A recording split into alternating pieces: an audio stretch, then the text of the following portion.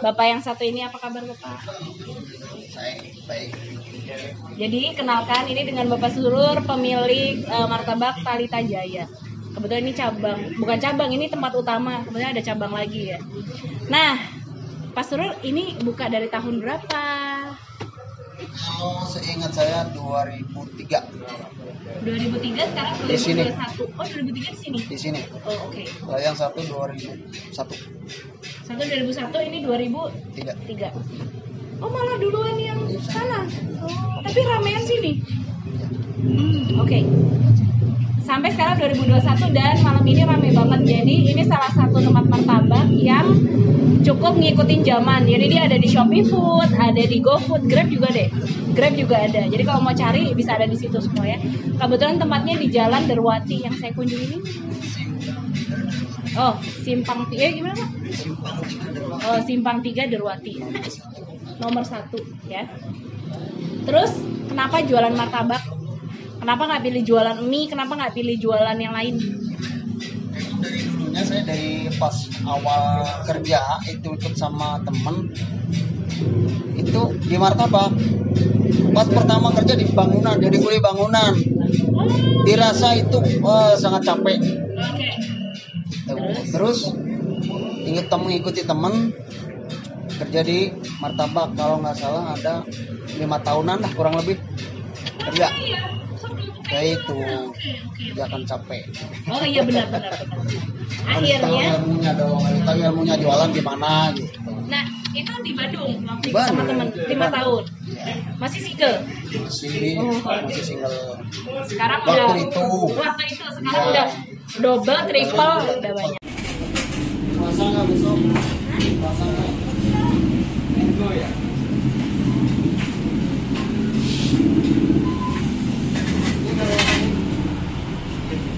Kan kita kalau bikin martabak tuh biasanya ada karyawan yang baru tuh. Pas karyawan baru bikin tuh kadang-kadang kan nggak bagus tuh. Terus pernah nggak ngasih trik ke karyawannya supaya bisa bagus? Iya harus dong.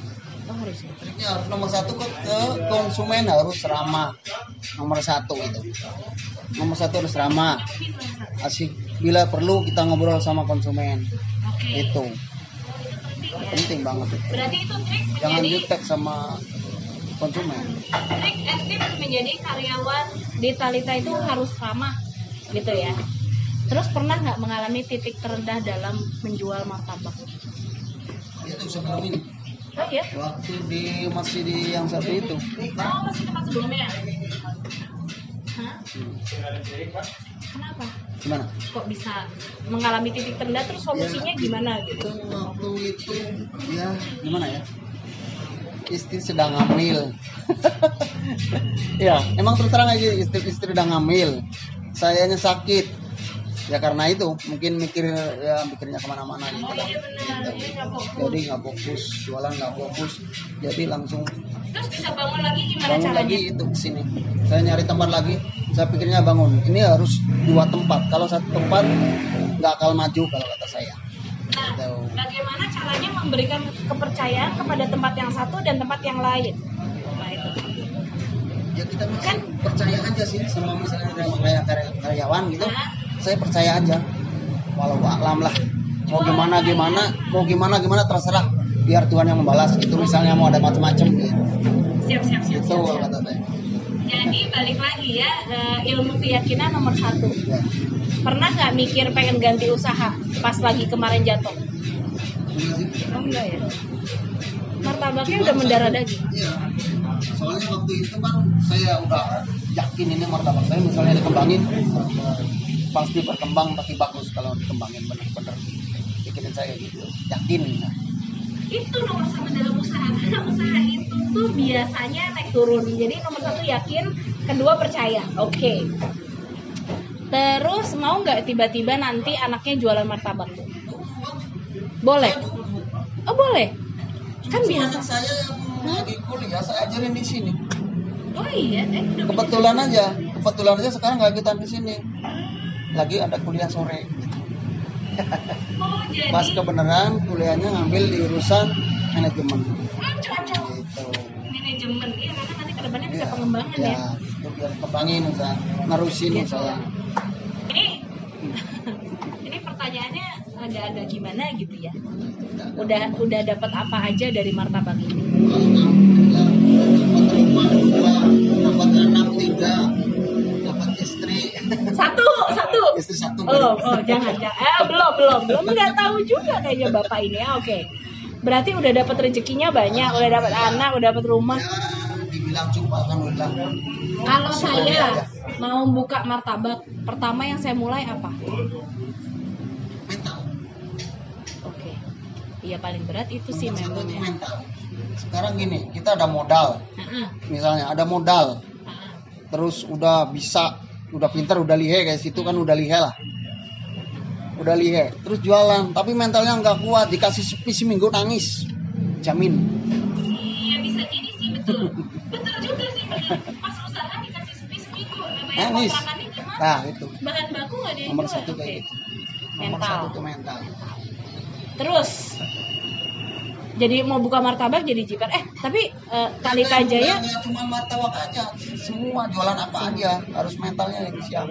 Terus kalau aku mau buka franchise boleh nggak? Buka partner kerja gitu misalkan. Aku mau buka nih Talita Jaya juga nih. Pak Surur boleh. Cuma kayak kita kan belum siap lah situnya. Takutnya Jangan-jangan kita kan saling merugikan. jangan-jangan karena mental tadi ya kita udah ngarepin ternyata karena salahnya di kita nanti itu Saya kan lihat yang udah pada jadi, yang udah pada jalan itu yang franchise, itu rata-rata jatuhnya itu di yang beli, pembelinya. karena ada ketidakpercayaan Ya, gitu. di antara kita. Oke.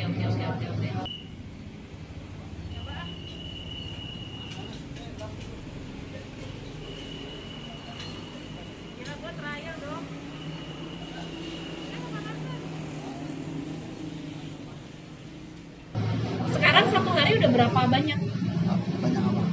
adonan martabak? Sekarang baru 20 kilo. 20 kilo tepung. 20 kilo tepung dua tempat. Oke. Ini pertanyaannya selanjutnya. Ode. Kalau misalkan di tempat ini ada nggak pengalaman-pengalaman yang unik banget? Kok unik sih pengalaman yang seneng sama yang sedih? Ada nggak di sini? Pengalamannya di sini pasti sama kayak di sini sama orang jalan. Nomor satu di pinggir jalan itu kan sama anak orang-orang yang nggak Iya, nggak itulah, jelas. nggak jelas. Iya, oke. Itu yang Tanggulanginnya dengan mental. ya itu. Makanya nanti bikin menu baru namanya mentai supaya kuat mentalnya. Oke. Nomor satu itu. Terus selama ini udah berapa kali nyobain bahan baku yang naik turun dalam selama perjalanannya udah ada 10 kali, 20 kali nggak bahan baku nyoba berubah? Terigu, coklat, keju. Terigu saya udah ganti 3 kali nggak masalah. Iya, Sama segitiga, 4 kali. 4 kali. Oke. Segitiga. Terus waktu itu pas ada penawaran dari Budang Biru, saya pakai Budang Biru. Oke. Budang Biru pas itu waktu itu dari Sri Boga ada telat. Nggak tahu telat gimana. Iya. Saya nyoba terigu Mila. Oh, Mila. Oke. Terigu Mila. Ternyata Mila nggak pakai. Ya sekarang pakai yang Ninja itu paling kepake itu. Ninja. Oke, ini sebelum kita tutup Mas Lulur. Jadi sebenarnya pertanyaan masih banyak.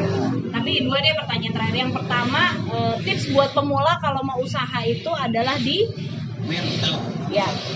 Ingat ya, mental. Jadi nggak ada tuh namanya punya uang kalau nggak punya mental sama aja bohong. Punya mental nggak punya uang sama aja. Tapi lebih mending mental, uang bisa dicari.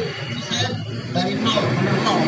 Dari Nggak nol. punya modal, yang modal pas-pasan kalau gitu ya. Berarti waktu modal awal tuh apa sama apa aja yang punya? Saya cuma beli gerobak 5 juta, terus dari dulu 5 juta, saya modal 6 juta. Yang sejuta buat modal sama ngontrak. Dulu tempatnya nggak begini, Enggak, nggak begini. pakai roda. Iya, saya dulu pertama kali kesini udah pakai roda ya. Oh iya benar masih pakai roda. Sekarang udah gede banget. Yang kedua, ngatur manajemen keuangannya gimana? Apakah menggunakan fasilitas aplikasi atau dihitung sendiri atau gimana?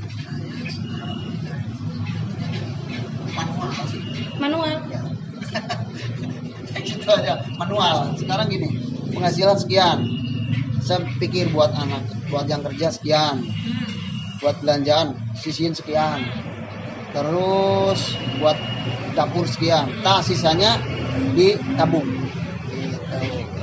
Oh iya, saya ini pertanyaan yang paling susah. Ini terjadi hampir di semua para pengusaha. Bagaimana cara mengatur anak buah?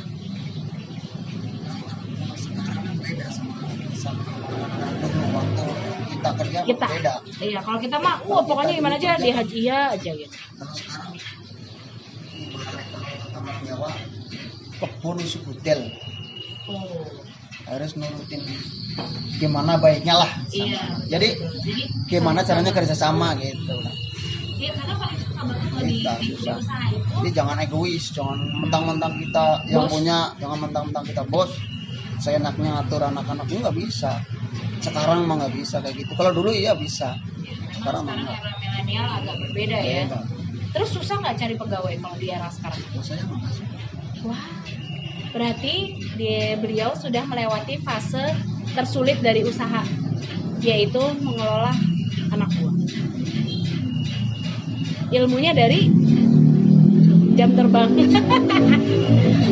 Dari pengalaman. Jadi beliau tuh jam terbangnya cukup panjang. Ya tadi ya dari tahun 2001, kemudian 2003, dan saya kenal beliau kurang lebih 2015-an, 15 atau 16 saya main ke sini. 2013 ketemu di Jakarta ya, Mas Suryo ya. Nah, saya banyak belajar banget dari beliau karena analisanya cukup dalam. Tepung apapun, jadi karena saya basicnya dari tepung terigu, jadi pada saat ngobrol dengan beliau itu sangat teknis juga. Jadi kita ngebahas gluten, kita ngebahas lagi pengembangan adonan, kita ngebahas lagi warna, kandungan es, kadang-kadang kayak gitu juga. Jadi yang bisa saya bilang adalah selain dari bisnis ini, kita juga harus tahu kenal bahan dengan baik. Karena bisa aja nih dapat bahan yang murah. Contoh misalkan ini ada coklat murah nih, susu murah, keju murah, segala macam murah. Tapi pas dipakai ternyata nggak diterima market, ya nggak bisa juga gitu. Jadi yang penting kepake, tapi harus ngulik juga ya. Mas Nurul kalau dapat bahan baru biasanya nguliknya berapa lama? Apapun lah, maksudnya entah itu keju, entah itu mentega, entah itu gula atau tepung terigu. Kalau bahan baru misalnya kayak terigu ya emang harus ngulik. Sip, Kalau terigu ya. Mas Nurul terima kasih banyak atas sama-sama. interview yang menyenangkan ini, karena saya juga belajar di tempat beliau. Semoga usahanya makin lancar. Kedepannya kita juga nanti bisa ngobrol-ngobrol lagi, main-main lagi. Saya juga kayaknya tertarik juga belajar sama beliau. Jadi tunggu di video saya berikutnya. Bye, thank you. Terima kasih.